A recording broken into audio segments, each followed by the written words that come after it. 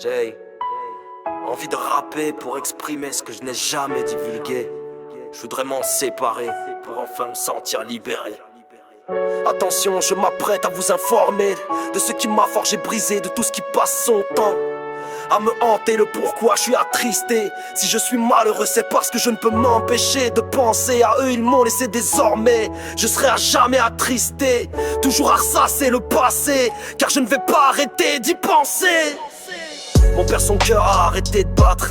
Il a fait une crise cardiaque et malheureusement ça l'a tué. La femme de ma vie a pas pensé à regarder des deux côtés avant de traverser un mec complètement saoulé, l'a écrasé.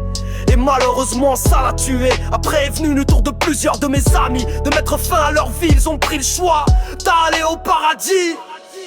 Maintenant est venu le temps du premier.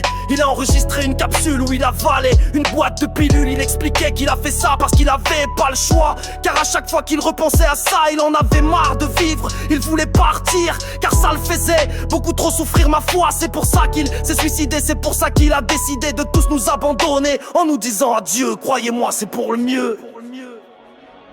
Maintenant est venu le temps de la deuxième.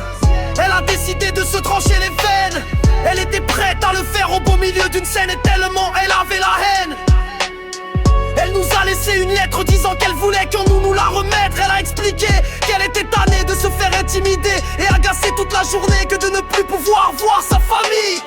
Avait coupé la ligne, que cela l'avait vraiment touché, profondément blessé. Elle a même dit achevé. Elle m'a écrit que même notre amitié n'était pas assez forte pour la garder sur terre. Ses dernières paroles étaient: désolé de vous abandonner, désolé de vous laisser tomber, mais vous allez finir par surmonter ma mort, vous êtes assez fort.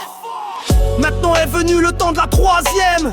Elle avait le cancer du sang, il ne lui restait plus grand temps. Non, même pas un an, on se textait tous les soirs jusqu'au jour où elle n'a pas répondu. J'ai commencé à stresser, mais j'avais capté qu'elle était décédée. J'avais compris, oui, elle était partie au paradis.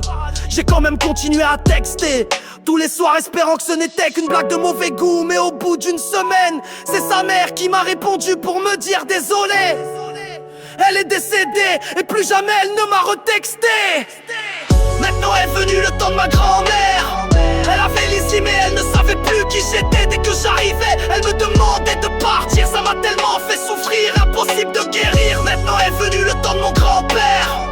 Il est décédé 2 jours après ma grand-mère du syndrome du cœur brisé. Ça ne m'a pas étonné, vous avez toujours été ensemble. Vous vous êtes toujours aimés, vous ne vous êtes jamais quittés, séparés ou même seulement laissés.